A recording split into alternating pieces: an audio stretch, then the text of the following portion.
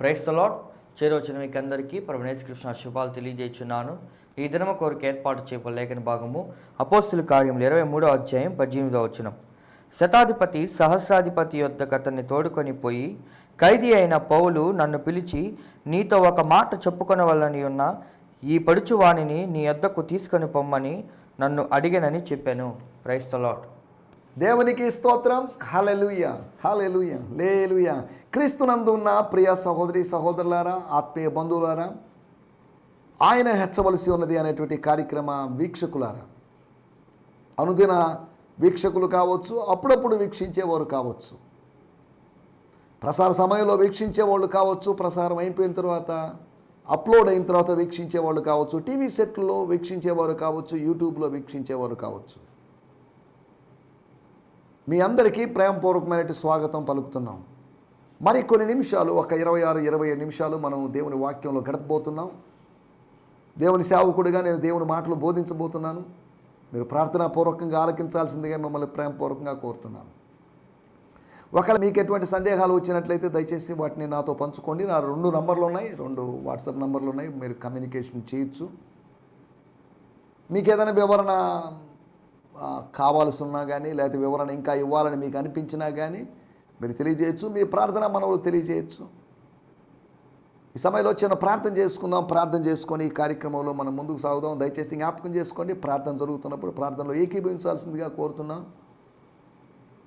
మీ ప్రార్థనా విషయాలు మాకు పంపించండి, వాటి కోసం మేము ప్రార్థన చేస్తాం. ఒకవేళ ఈ కార్యక్రమ ముఖాంతరంగా లేకపోతే కార్యక్రమంలో లేకపోతే ఈ టీవీ కార్యక్రమంలో ప్రార్థన చేయొచ్చు. లేదు అంటే వ్యక్తిగతంగా మా స్థానిక మందిరంలో ప్రతి శుక్రవారము మరియు శనివారం ప్రార్థనలు జరుగుతాయి. ఆదివారం ప్రార్థనలు, శుక్రవారం శనివారం జరిగేటువంటి ప్రార్థనలో మీ ప్రార్థనా విషయాలు మేము వాటిని ప్రభు సన్నిధిలో జ్ఞాపకం చేస్తాం. ప్రభు సన్నిధిలో వాటి కొరకు మేము ప్రార్థిస్తాం. అంతేకాకుండా మా పాస్టర్ల ఫెలోషిప్ ఆ గ్రూపులో కూడా మీ ప్రేయర్ రిక్వెస్ట్లు పంపిస్తాం, పోస్ట్ చేస్తాం. తద్వారా వాటి కొరకు అనేక మంది దేవుజనులు ప్రార్థించేటువంటి అవకాశం ఉంది.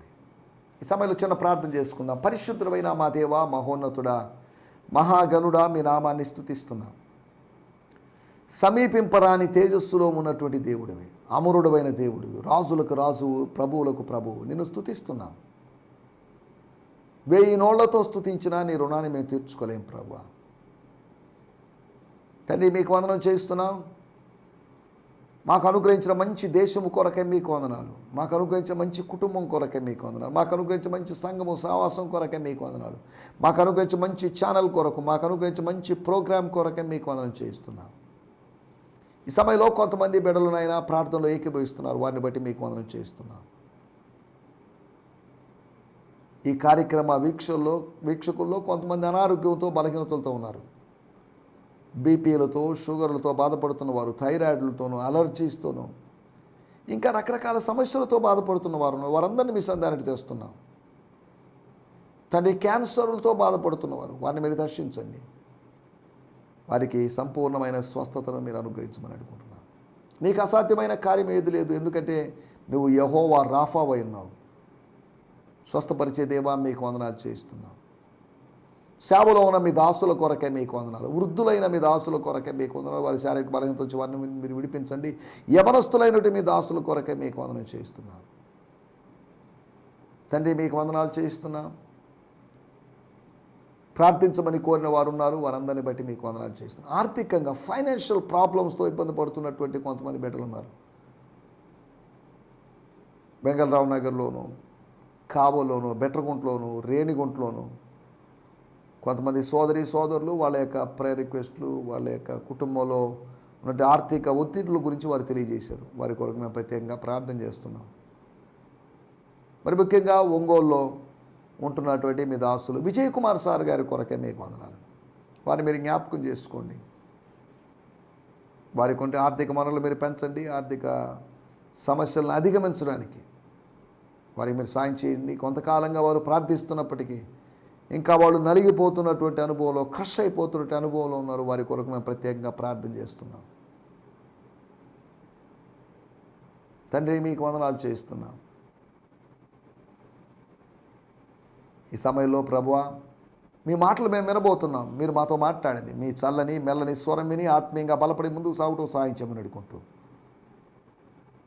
సకల ఘనత మహిమ ప్రభావాలు మీకే ఆరోపిస్తూ యేసుక్రీస్తు నామములోనే ప్రార్థించి అడుగుతున్నాం పరమ తండ్రి. ఆమేన్. ఆమేన్. మీ అందరికీ వందనాలండి. ప్రభు మిమ్మల్ని దీవించునుగాక. నిన్నటి ఎపిసోడ్లో పంతానికి పోయినటువంటి ప్రజలు కొంతమంది ఉపవాస వ్రతాన్ని నిర్ణయించుకున్నటువంటి కొంతమంది ప్రజలు ప్రమాణం చేసుకున్నారు. ఎందుకంటే ఒక ప్రతిజ్ఞ చేస్తున్నాం, మా దీక్షను మేము విరమిస్తాం. ఎప్పుడో తెలుసా? పౌలు అనే వ్యక్తి యొక్క మరణ వార్త విన్న తర్వాతే. పౌలు అంత ప్రమాదకరమైన వ్యక్తి ఏం కాదు, కానీ వీళ్ళు పౌలు చనిపోవాలని కోరుకున్నారు. పాత రోజుల్లో శత్రువు చనిపోవాలని, శత్రువు అధికారంలోకి రాకూడదని చెప్పేసి కొన్ని యాగాలు చేసేవాళ్ళు రాజులు. అంటే వీళ్ళు యాగాలు చేశారని వాళ్ళు ఒక దీక్ష తీసుకున్నారు. వాళ్ళ యొక్క గురి ఉద్దేశము వాళ్ళ యొక్క దేవాలయ సంస్కరణ కాదు, వాళ్ళ మత సంస్కరణ కాదు. వాళ్ళ మతంలోంచి వెళ్ళిన వ్యక్తి ఒక అన్యజనుడు అంటే పెద్దగా పట్టించుకునే వాళ్ళే కదా. మా మతంలో ఉండి మా మతంలో ఎదిగి కొన్ని తరాలుగా మా మతంలో ఉన్న వ్యక్తి మాకు వ్యతిరేకంగా మారడం ఏంటి? This is too much. ఇది మాకు నచ్చడం లేదు, అతన్ని ఎలాగైనా చంపాలి. అతను మా మతములో ఉండి అనేక మంది యేసునామములో ఉన్నవారిని, లేకపోతే యేసునామం ఆచరించే వారిని, యేసునామంలో ప్రార్థించే వారిని, శిష్యులు అనబడిన వాళ్ళని, ఈ కొత్త మార్గం అనుసరిస్తున్న వాళ్ళని హింసించిన వ్యక్తి. ఇతనికి ఏమైంది? ఒక ఆయన అన్నాడు పౌలును ఉద్దేశించి, నీకు అతి విద్య వలన వెర్రి పట్టింది అన్నాడు. యేసు ప్రభువును కూడా ఆహారం కూడా తీసుకునే సమయం లేనంత బిజీగా ఉన్నప్పుడు కుటుంబ సభ్యులు చెప్పినటువంటి విషయం ఏంటంటే అతనికి మతి చెలించింది అని చెప్పారు. లోకం రకరకాల ముద్ర వేస్తుంది. మతి చెలించిందండి, మెంటలండి, దెయ్యం పట్టిందండి, లేదా డబ్బు పిచ్చి పట్టిందండి, లేదా ఇంకా ఏదో లోకం రకరకాల ముద్రలు వేస్తుంది. లోకము కోడై కూస్తుంది, లోకంకి వేరే పనేం లేదు. మన గురించి రకరకాలుగా చెడుగా మాట్లాడ్డా ఇది వాళ్ళ సువార్త. యేసుని గురించి చెప్పేది కాదు. వాళ్ళు ఎంతసేపటికి మన గురించి, యేసును గురించి చెప్పేవాళ్ళ గురించి చెప్పడమే ఒక సువార్త అయిపోయింది రోజుల్లో. వాళ్ళ గురించి యూట్యూబ్లో ఒకరి గురించి ఒకరు, ఒక ఆయన గురించి ఇంకొక ఆయన గురించి. ఏంటిది? అన్ని జనుల మధ్యలో వీటన్నిటి బట్టి దేవుని నామానికి దూషణ కలగడం లేదా? ఘనత విషయంలో ఒకరినొకరు ఘనంగా ఎంచుకోండి అని చెప్పినప్పుడు, సరే మేము తక్కువ వాళ్ళమండి, మేము చెప్పలేమండి, ఆయనే పలానా, ఆయనే గొప్పవాడండి, దేవుని స్తోత్రం, వదిలేద్దాం. అక్కడితో దానికి ఒక బ్రేక్ పలుకుదాం, అక్కడితో ఆ వివాదానికి తెరదించేద్దాం, దాన్ని సమాప్తం చేద్దాం, దాన్ని వదిలేద్దాం. అది లేకుండా దాన్ని సాగదీసి గందరగోళం చేసేస్తున్నారు. యూట్యూబ్లో విని, రకరకాల విషయాలు విని, ఈ డిబేట్లు, ఈ చర్చలు. నేను ఒక ఉదయకాలం ఒక గృహాన్ని దర్శించడానికి కొన్ని నెలల క్రితం వెళ్ళాను. నేను ఒక ఛానల్ పెట్టుకున్నారు.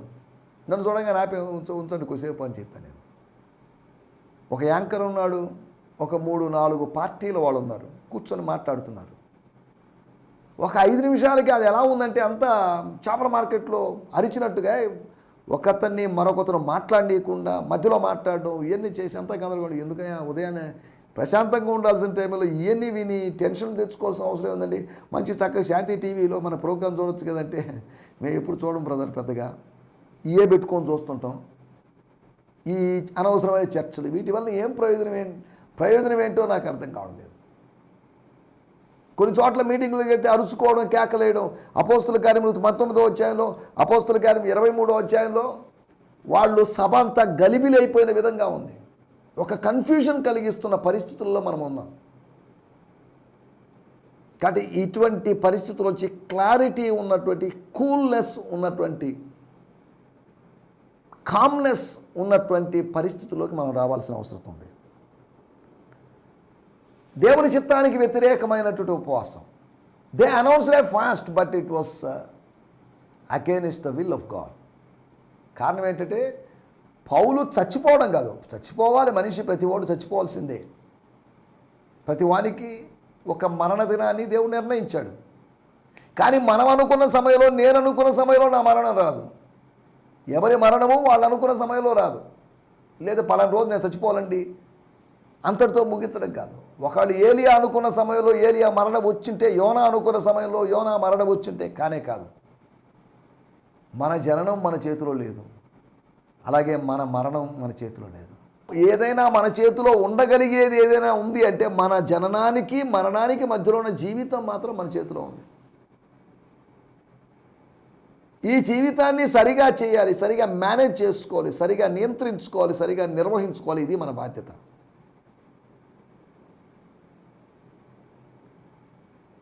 ఒకవేళ మనకు కరెక్ట్ అయినటువంటి డేట్లో కరెక్ట్ ఒక మంచి రోజు లేకపోతే పలాని మంచి రోజు అనబడి రోజే పుట్టాలని మనల్ని మనం పుట్టించుకునే అవకాశం ఉందంటే అందరూ మంచి రోజే పుట్టేటువంటి అవకాశం ఉంది. అందరూ మంచి ప్రదేశంలో మంచి వ్యక్తులకే పుట్టేటువంటి అవకాశం ఉంది. మన జననం మన చేతిలో లేదు, మన మరణం మన చేతిలో లేదు.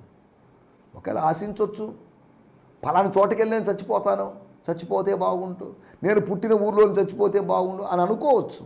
కానీ మార్గ మధ్యలో మరణం మనల్ని కబళించే అవకాశం ఉంది. కాబట్టి మనం జాగ్రత్తగా అర్థం చేసుకోవాల్సిన విషయం, జీవితం ఒక్కసారి, life is only for once. మళ్ళీ మళ్ళీ పుట్టడం అనే దాన్ని మనం నమ్మడం లేదు, బైబిల్ దాన్ని ప్రోత్సహించడం లేదు. పునర్జన్మ అనేదాన్ని బైబిల్ బోధించడం లేదు. బైబిల్ పునరుత్థానాన్ని గురించి చెప్తుంది కానీ పునర్జన్మ గురించి చెప్పడం లేదు. పునరపి జననం పునరపి మరణం అనేటువంటి విధానాన్ని బైబిల్ ప్రోత్సహించడం లేదు. పుట్టడం గిట్టడం కోసమే కదా, గిట్టడం పుట్టడం కోసమే కదా, కాదు. మనం ఒక్కసారి పుట్టాము, ఒక్కసారి చనిపోయాము, తర్వాత జీవితం వేరుగా ఉంది. జీవితం ఉంది కానీ వేరుగా ఉంటుంది. ఇప్పటిదాకా మట్టి శరీరంలోని జీవితం, తర్వాత మహిమ శరీరంలో జీవితం, తేడా ఉంది. మనం అర్థం చేసుకోవాల్సిన విషయాలు. తమ ఉపవాసము దేవుని చిత్తానికి వ్యతిరేకంగా జరిగింది. రెండోది, దేవునితో పోరాడుతున్నట్టుగా జరిగింది ఆ ఉపవాసం. దేవునికి విరోధముగా పోరాటం చేస్తున్నట్లుగా ఉన్నటువంటి ఉపవాసం. మూడోది, దేవలోకములో వినబడినటువంటి ఉపవాసం. అది దేవు సన్నిధిలో ప్రతిధ్వనించినటువంటి, దేవుని సన్నిధిని చేరుకోనటువంటి మనిషి చేరుకున్నాడు. కానీ మనిషి చేరుకొనవచ్చు కానీ మనిషి యొక్క స్వరం, కీర్తనాకారుడు ఒక చోట అంటాడు, నా ప్రార్థన తిరిగి నా ఎదలోనికి వచ్చాను అంటాడు. నా ప్రార్థన ఆయన చెవులోకి వచ్చాను అని కాదు కానీ నా ఎదలోనికి తిరిగి వచ్చాను అంటే నాలోకే తిరిగి వచ్చేసింది. పైకి వెళ్ళలేని ప్రార్థనలో. నాలుగోదిగా మనం ఆలోచించాం ఆ ప్రార్థన గురించి. దేవుని యొక్క కార్యాన్ని మనం గుర్తించాలి. పౌలు బాధించబడుతున్నాడు. ఆ బాధించబడిన వాడిని, అరే పోనీలే, అప్పటిదాకా మావాడే, మా పరిచయుడే అని కంపాషన్ చూపించిన వాళ్ళు, లేకపోతే ఏమంటారు సింపతి చూపించిన వాళ్ళు, ఇప్పుడు మాత్రం చంపాలని తీర్మానం తీసుకోవడం. ఈ చంపాలని తీర్మానం తీసుకున్న వాళ్ళందరూ సద్దుకయ్యలని కాదు, కొన్ని నిమిషాల క్రితం సపోర్ట్ పలికిన వాళ్ళే కొన్ని నిమిషాల తర్వాత సంహరించాలని ప్లాన్ చేశారు. శుక్రవారం అంతా హోసన్నా జయము అని పలికిన వాళ్ళు, క్షమించండి, ఆదివారము హోసన్నా జయమని పలికిన వాళ్ళు శుక్రవారం సిలువ వేయమని కేకలేశారు. మనుషులు ఇంతే, డబుల్ మైండెడ్గా ఎప్పుడూ ఉంటారు, ద్వంద్వ మనస్తత్వంతో ఉంటారు వాళ్ళు, డబుల్ మైండెడ్గా వ్యవహరిస్తుంటారు. వీళ్ళ విధానం అంతే. ద్విమనస్కులను నేను ద్వేషించుతున్నానని దేవుని వాక్యంలో రాయబడింది. దేవుడు ద్వేషిస్తాడు ద్విమనస్కులను. ఏక మనసు కలిగిన వాళ్ళంగా ఉండాలి. వాళ్ళు ఒట్టు పెట్టుకోవడం వ్యర్థమైపోయింది అన్నట్టుగా మనం నిన్నటి ఎపిసోడ్లో మనం చూసాం. ఈ సమయంలో ఒక చిన్న మాట మన ధ్యానం కోసం మనం చదువుకుందాం. అపోస్తుల కార్యములు 23వ అధ్యాయము 18వ వచనం. Book of acts 23rd chapter verse 18. శతాధిపతి సహస్రాధిపతి యొక్క అతనికి తోడుకొని పోయి, ఖైదీ అయిన పౌలు నన్ను పిలిచి నీతో ఒక మాట చెప్పుకోవాలని ఈ పడుచువాడిని నీ యొద్దకు తీసుకొని పోమని నన్ను అడిగానని చెప్పాను. గమనించండి, బైబిల్లో శతాధిపతులు ఉన్నారు కానీ సహస్రాధిపతి అనేటువంటి ప్రస్తావన ఇక్కడ మనం చూస్తున్నాం. ఇక్కడ శతాధిపతులు ఉన్నారు, సహస్రాధిపతి ఉన్నాడు. శతాధిపతి సహస్రాధిపతి యొద్ద అతన్ని తోడుకొని పోయి, అతన్ని అంటే పౌలు మేనల్లుడు గారిని తోడుకొని పోయి, అతని పేరు ప్రస్తావించబడలేదు, ఖైదీ అయిన పౌలు నన్ను పిలిచి నీతో ఒక్క మాట చెప్పుకోవలసి ఉన్నదని ఈ పడుచువాడిని నీ ఎద్దుకు తీసుకుని పోమని నన్ను అడిగినని చెప్పాను. నీతో ఒక్క మాట చెప్పుకొనవలని ఉన్నాను. నీతో ఒక మాట. One word with you. నేను చదువుతున్నాను, వాడుక భాషలో కూడా మనం చదువుకుందాం. అపోస్తుల కార్యములు 23వ అధ్యాయము 18వ వచనం. బ్రియాన్ సిమ్మన్స్ గారి తర్జుమా. The captain took him to the commander and inform him, Paul the prisoner asked me to bring this boy to you because he has something important for you to know. There is something important for you to know. చాలా ప్రాముఖ్యమైన విషయం ఒకటి ఉంది, ఒక సంగతి, ఒక మాట ఉంది, ఒక విషయం ఉంది. చదువుదాం వాడుక భాషలో కూడా. ఆ యువకుని సహస్రాధిపతి దగ్గరకు పిలుచుకెళ్ళి, చెరసాలలో ఉన్న పౌలు నన్ను పిలిచి ఈ యువకుని మీ దగ్గరకు తీసుకొని వెళ్ళమన్నాడు, ఇతడు మీకు ఒక విషయం చెప్పేదలిచి ఉన్నాడని అన్నాడు. So he took him and brought him to the chief captain and said, Paul the prisoner called me and asked me to bring to you this young man who has something to tell you.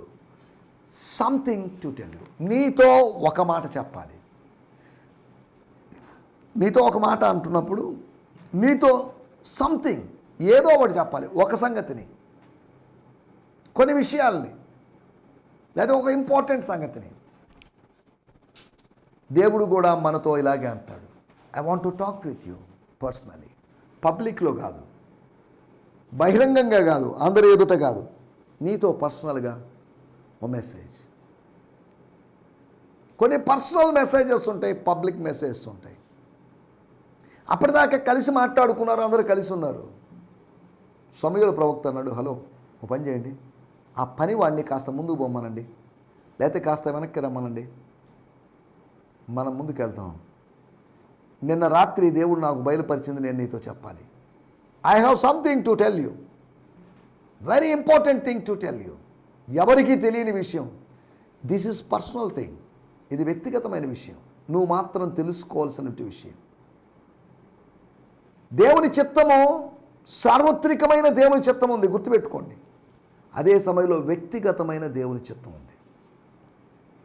సర్వలోకానికి వెళ్ళి సర్వ సృష్టికి సువార్తను ప్రకటించి సార్వత్రికమైనది, it's universal will of God. కానీ నేను ఎక్కడికి వెళ్ళాలి, ఎవరితో వెళ్ళాలి, ఎప్పుడు వెళ్ళాలి, దట్ ఈస్ పర్సనల్. ఆ పర్సనల్ విల్, వ్యక్తిగత దైవ చిత్తాన్ని మనం గ్రహించాలి. సార్వత్రికమైన దైవ చిత్తాన్ని వ్యక్తిగతమైన దైవ చిత్తంగా భావించేసి కొంతమంది దూకుడుగా సేవలోకి వెళ్ళిపోయి కొంతకాలం బాగున్నప్పుడు బాగా చేసేసి తర్వాత ఆగిపోయిన వాళ్ళు ఉన్నారు. దూకుడుగా సేవలోకి వెళ్ళిపోయినట్టు జాన్ మార్క్ కొంతకాలానికి ఆగిపోయాడు. చాలామంది యవనస్తులు ఇలాగే చేస్తున్నారు. నాకు తెలిసినట్టు ఒక సహోదరుడు కొంతకాలం ఫుల్ టైం అంటాడు, కొంతకాలం పార్ట్ టైం అంటాడు, మళ్ళీ తర్వాత ఫుల్ టైం, పార్ట్ టైం. ఏంటిది?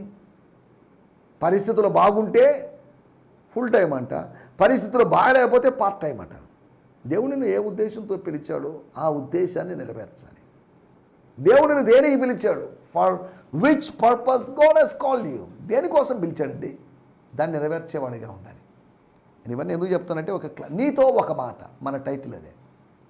నీతో నాతో దేవుడికి చెప్పడానికి ఒక మాట ఉంది. యోబు గ్రంథం 11వ అధ్యాయంలో రాయబడింది, దేవుడు నీతో మాట్లాడిన మేలు, ఒక్క మాట, వన్ వర్డ్ ఫ్రమ్ గాడ్. దేవుని సన్నిధిలో నుంచి వచ్చేటట్టు ఒక మాట, అధికారి దగ్గర నుంచి వచ్చినట్టు ఒక మాట. ఒక పెద్ద ఎస్సే అని కాదు, పెద్ద వ్యాసం అని కాదు, నీతో చాలాసేపు 2-3 గంటలు మాట్లాడాలండి అని కాదు, ఓ చిన్న మాట, సింపుల్ మాట.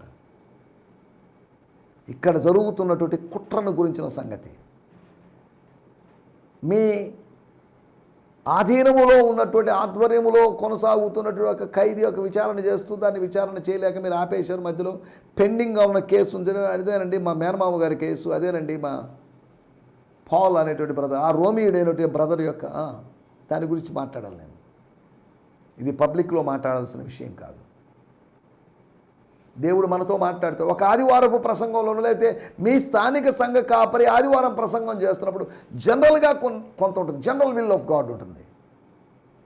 అదే సమయంలో దేవుడు నాతో మాట్లాడాడని నేను కొంతమంది సాక్ష్యాలు చెప్తుంటారు, మంచి సాక్ష్యాలు. దేవుడు మాతో మాట్లాడండి, ఈరోజు మాట్లాడాడండి, నిన్న మాట్లాడండి, పోయిన వారం మాట్లాడాడండి అనగా మెసేజ్ పర్సనలైజ్ అవుతుంది, మెసేజ్ వ్యక్తిగతంగా మారుతుంది.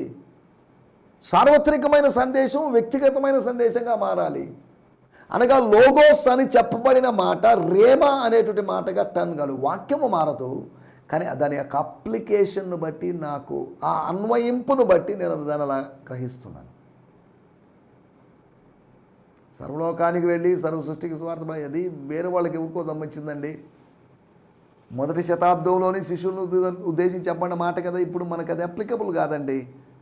That is not relevant for us అని అనుకుంటే మనం మోసపోయినట్లే. ఒక సూత్రము, ఒక సత్యము, చరిత్ర అనేది అని అట్లా అప్లికబుల్ కాదు, కానీ ఒక ప్రిన్సిపల్ అనేది applicable for ever. Rule is rule, rule is for all అన్నారు. ఒక రూల్ అనేది అందరికీ రూలే. మనిషిని బట్టి, పరిస్థితిని బట్టి, ప్రదేశాన్ని బట్టి రూల్స్ మారవు. ఆంధ్రప్రదేశ్ మొత్తం ఒకే రూల్ ఉంటుంది, అయితే ఇండియా మొత్తం ఒక రూల్ ఉండొచ్చు, లేదా ఒక జిల్లా మొత్తం ఒక రూల్ ఉండొచ్చు. అలాగే విశ్వమంతా వ్యాపించినటువంటి దేవుని సంఘానికి ఒక రూల్ ఉంది. ఆ రూల్ బుక్కే బైబిల్. ఎవరైనా కానీ దీన్ని ఆధారంగా చేసుకొని, దీన్ని ప్రమాణంగా చేసుకొని, దీన్ని స్టాండర్డ్గా తీసుకొని చేయాలి. కానీ మాకు ఇలా అనిపించింది, బైబిల్లో ఏముందో మాకు అనవసరం, మాకు ఇలా అనిపించింది మేము ఇలా చేస్తున్నామండి, మా డినామినేషన్ ఇలా చెప్తుంది మేము ఇలా చేస్తున్నాం, మాకు బైబిల్తో అనవసరం అనడంలో ఎటువంటి అర్థం లేదు. నీతో ఒక మాట, మనతో ఒక మాట, one word from God, something from God.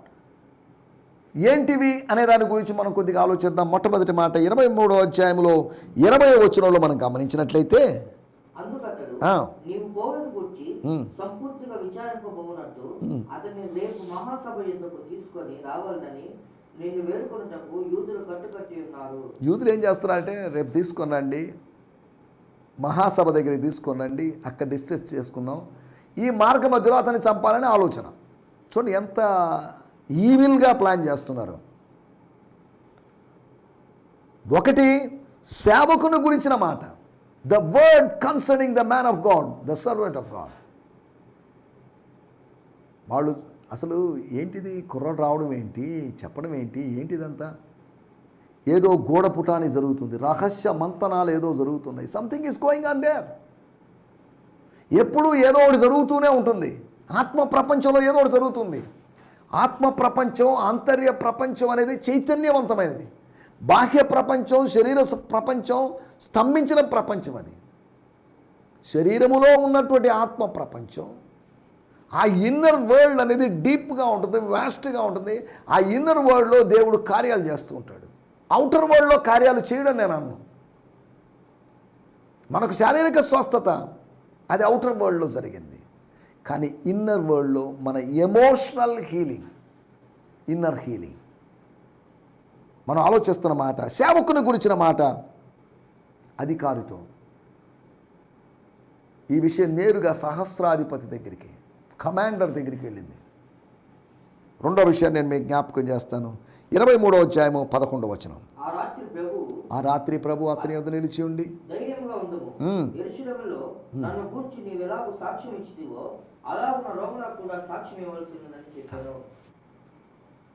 నీతో ఒక మాట, ఒకటి నీతో అంటే అధికారితో ఒక మాట, ఇక్కడ రెండవదిగా నీతో ఒక మాట అనగా పౌలుతో ఒక మాట, ప్రభువు పలికిన మాట.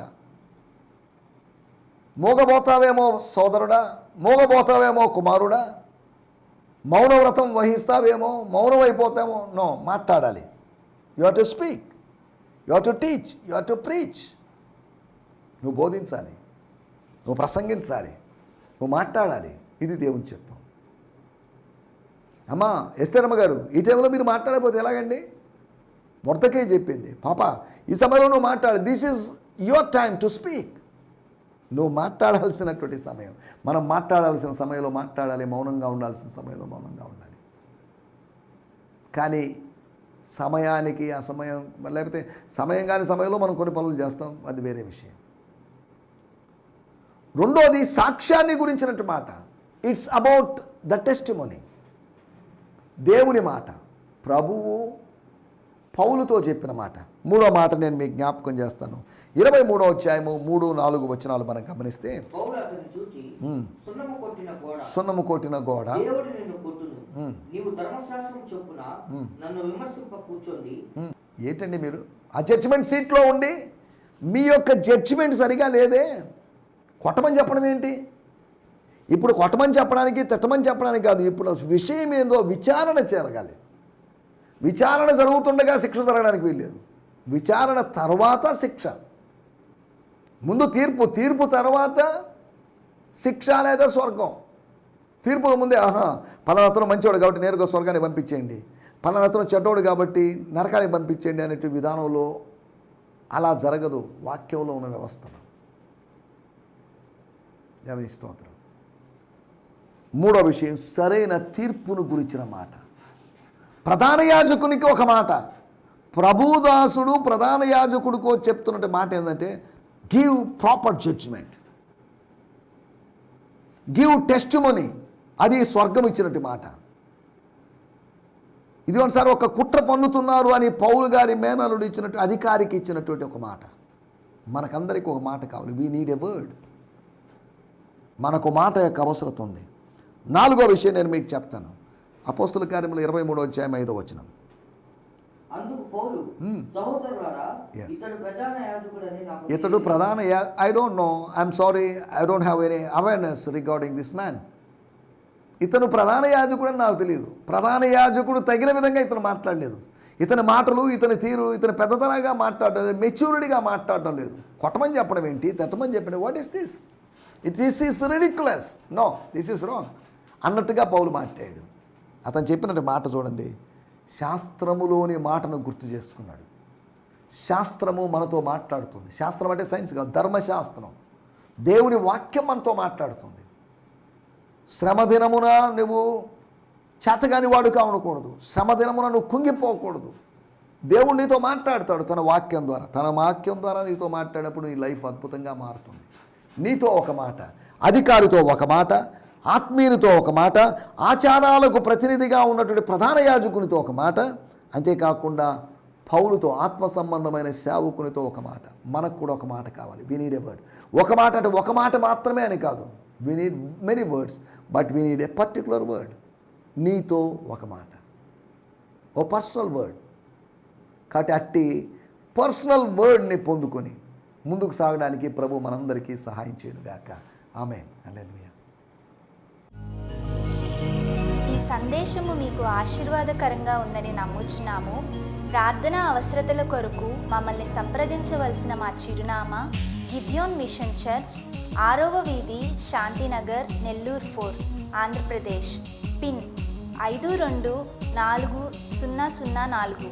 మా ఫోన్ నంబర్లు 7036443613 మరి ఒక నంబర్ 9392293010. మా ఈమెయిల్ ఐడి gfihmi2015@gmail.com. దేవుడు మిమ్మును ఆశీర్వదించునుగాక. ఆమేన్.